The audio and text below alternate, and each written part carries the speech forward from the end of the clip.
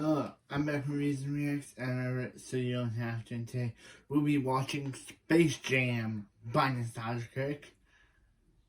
They also done the sequel, Space Jam 2: A New Legacy, but we'll be reacting to the original Space Jam.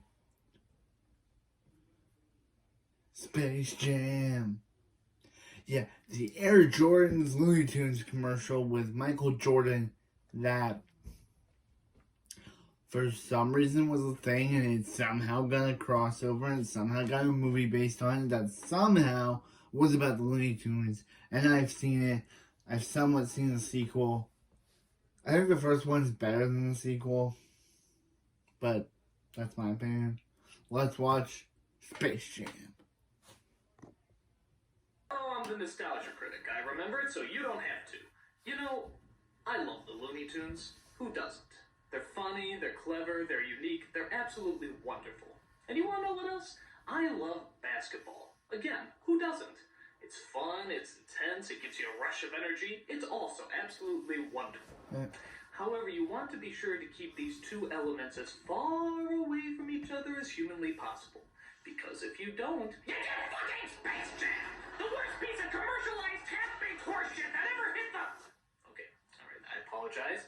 I just really hate it when Hollywood takes not one, but two of the things that I hold so dear to me and poisons it with undiluted urine-filled backwash that I hate so much. So, with that said, let's take a look at how these two wonderful pastimes got transformed into the cinematic gang rape that lies before us. First of all, you might be wondering, how the hell did this idea even come about? Well, in the early 90s, Nike had a brilliant marketing plan for selling their hottest new item, Air Jordans. Obviously, they had Jordan on board, but they needed something else that would be sure to grab all the little kids' attention. So Nike made a deal with Warner Brothers to throw in characters like Bugs Bunny and Marvin the Martian into their commercials. What'd you expect? Elmer Fudd? The ads were a huge hit, and soon Bugs Bunny and Michael Jordan became America's top marketing whores, sucking dick for Nike, McDonald's, toy moguls, and too many t-shirt companies to count. Gruesome, ain't it? After this big success, the marketing heads at Warner Brothers got an idea. What if we turn the commercial into a movie, thereby turning the movie into a commercial, thereby producing commercials for commercials? It's like every advertiser's wet dream, a perpetual marketing money-making motion machine that has the ability to turn shit into gold. Well, that's how it goes. And thus, Space Jam was born, the first film that was quite literally a commercial for a commercial for a commercial. But don't worry, they hide that fact very cleverly. Get your hands on, lace up your Nikes, grab your Wheaties and your Gatorade, we'll pick up a Big Mac on the way to the ballpark. Subtle. But still, a movie with two of America's most treasured icons was a pretty big deal, and we knew that the heads of Hollywood wouldn't just throw any crap together for their money-making prized possessions. So tell us then, what's the story? You see, these aliens come from outer space and they want to make us slaves in their theme park, so we challenge them to a basketball game. But then they show up and they ain't so little. They're huge! We need to beat these guys, because they're talking about slavery. They're going to make us do stand-up comedy, the same jokes every night for all the time. We're going to be locked up like wild animals who've been trotted out to perform for a bunch of lowbrow, bug-eyed, fat-headed, uber-challenged aliens. Is it too late to get my money back? Okay, so the story Bugs was trying to get across starts off with Michael Jordan after he dropped out of the NBA. The first time he dropped out. We see him during those embarrassing years when he actually took up baseball instead of basketball. And that's not bad writing, that actually happened. Meanwhile, we travel to, outer space, where the evil ruler of a, theme park on the moon is looking for new attractions. So he sends his aliens to kidnap the Looney Tunes, who live in, the middle of the Earth, where the Looney Tunes retaliate by, challenging them to a basketball game. How many times have we heard that story? We got to get new agents. We're getting screwed. But before we even get to that, we have to watch dozens of scenes where Michael Jordan is interacting with his family. So it's it. Well, he went 2 for 5 and lost 32 points in his batting average. Yeah, so that puts him at like a 685 or something. Oh, come on. Can't you get to the Looney Tunes already? What do you think? I'm kind of partial to purple and gold myself. It goes better with my colors. Second thought, go back to the boring family. Chicken. Chicken and what? Chicken and collard greens. Good. Second thought, go back to the Looney Tunes. Johnny from Oron Mountain. Is the 700 Club on? I thought you'd never ask. Judging by those clips, you may have noticed the first problem with this movie. the Looney Tunes aren't funny. They're rude, loud, and obnoxiously annoying, but they're certainly not funny. In fact, the writing for this movie is so horrible you almost wish the original Looney Tunes from the 50s could sit there and watch it. I'm a cheerleader. But, Mommy, I don't want to go to school today. I can believe it myself. Very funny. The second problem you may have noticed with this movie is that Michael Jordan is not funny. He's dull, boring, and an incredibly bad actor, but he's certainly not funny. In fact, I don't even think he knows he's in a movie. I think they just followed him around with cameras and then painted some cartoon characters in the background. Getting back to the story, the aliens decide to go back to our world and try to get some extra strength. While there, they sit next to the wife from Everybody Loves Raymond and the guy who did the voice for Homer Simpson. Wait, How random. why didn't Castellaneta in the this? talent from some of basketball's greatest players. We're fine. It's just some psychosomatic deal or something to do with the moon or the round of the planet. Wow, it looks like they took their acting talent too. Yeah. So the aliens become giant monsters which the Looney Tunes can't possibly defeat. So they get the help of Michael Jordan and his wormy little assistant played by Wayne Knight, who I was surprised to find out is not a cartoon character. Oh, yeah? So the game is on, and all the Looney Tunes join forces to stop the evil aliens in a universal space jam. Which still sounds strange. Space I don't know. Jam. When I think of Space Jam, I think of that stuff they used in Spaceballs to block out the radar. Raspberry.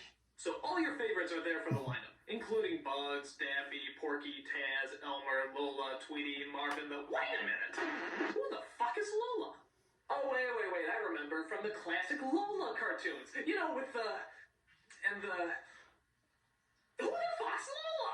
Lola, turns out, is a girl bunny they created to bring in more of the female demographic. Unfortunately, they didn't really make her fun, silly, goofy, or zany. In fact, they didn't give her any personality. Yeah, they made her They attractive. just tried to pose her off as some sort of strange sex symbol, which is kind of weird because she is, in fact, a rabbit. Yeah. She's not a So person. Bugs Bunny tries to date. If it was a person, maybe it would make a little bit more sense to make her a sex symbol, but she is, in fact, a rabbit. Why would anyone want to fuck a rabbit? What sense does that make? Rabbits aren't sexy, rabbits are food! I mean, look at her. They dress her in skimpy clothes, they make her wear short shorts. Oh, and here's the biggest insult of all. They actually gave her bunny boobies. What? Bunny boobies! I mean, what kind of sick, twisted Bunny person actually boob. gives a cartoon character Bunny boobies? boobies. I mean, if that Hassenpfeffer hussy actually has female genitalia, what does that mean the other Looney Tune characters have? Oh, we got balls! Ah, stop! Stop. Okay, alright. Let me make one thing perfectly clear to all you Warner Brothers representatives out there. We don't want to fuck bunnies. I can't believe I have to say this. We don't want to fuck bunnies. Yeah, I mean, we're people. Yeah. Therefore, we like to fuck other people. I'm sure there's some small percentage of people out there that like to fuck bunnies, but that hardly seems like a very profitable demographic. I mean, I put it to you. Have you ever... Therefore, we like to fuck other people. Yeah. I'm sure there's some small percentage of people out there that like Yeah, to but I fuck said bunnies, yeah, but yeah. that hardly seems like a very profitable demographic. I mean, I put it to you. Have you ever seen a bunny that you actually had the hots for? That doesn't count! Okay, so aside from promoting bestiality to kids, the film also has the worst camera shots in the entire world. That is to say, they're all extreme close-ups. Seriously, I feel like all the characters in this movie are about to French me. These shots are so close, I keep thinking the camera's gonna hit them in the face, like in the opening of Aladdin. A little too close. So all the Looney Tune characters, Bugs, Daffy, Taz, Ho, and so forth, pretty much get their animated asses handed to them. And trust me when I say no one is spared. Dude, did they just beat the shit out of Randy? Wow. Did they just beat the shit out of Yeah. Randy? They actually tackled, punched, and kicked an innocent old lady who never harmed anyone in her life. Can I see it again? One more time. Oh my god, I could watch that forever. But unfortunately, the movie continues, and it turns out that Michael Jordan and his Looney Tunes are actually short one player. Who could they possibly get? Aw, no, Bill! What are you doing? You still got a career to lose! Yeah. Perhaps I could be of some assistance. Yeah, why is Bill Murray in this? There's still time! Look, you made it through Larger Than Life, and think you can survive this? This is why I was born. Okay, I'm gonna give you the name of a director here, Sofia Coppola. She's kind of a newcomer, but she has a lot of promise. Just think about it. Very funny. Of course, it comes down to a tie game, and it's up to Michael Jordan to score the final Yeah, point. Michael In a Jordan. stunning turn of events, they actually don't win. They lose the game, defying all cinematic conventions. Michael Jordan finds out that he is an imperfect human being, a fallen hero. Let me He guess. discovers the burden and responsibility that having such great He gives power himself requires. up. But He also tries to finds give that strength himself comes up, from which the mind redeems and the soul, alien. and not just from athletic accomplishments. Though not the happiest ending. The film teaches children that even in their darkest moments, you can always find unity in yourself. And that, my friend, is the essence of all mankind. Nah, just kidding. He makes the basket and wins. Yeah. So the Looney Tunes give Michael back home, give the players back their talent, and return to being their phenomenally unfunny selves. But Jordan still has one last thing to settle. Man, you know he doesn't play basketball anymore. You know, he probably doesn't even have it anymore, guys. There's only one way to find out.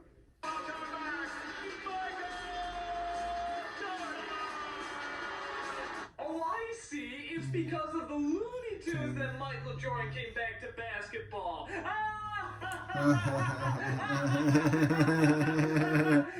This movie sucks. I mean, what were they thinking? In what insane asylum could this movie possibly be considered good? And you want to know what the amazing thing is? This movie actually had 4 writers. 4 writers! I actually like And not this. one of them knew that they were writing intergalactic pig shit.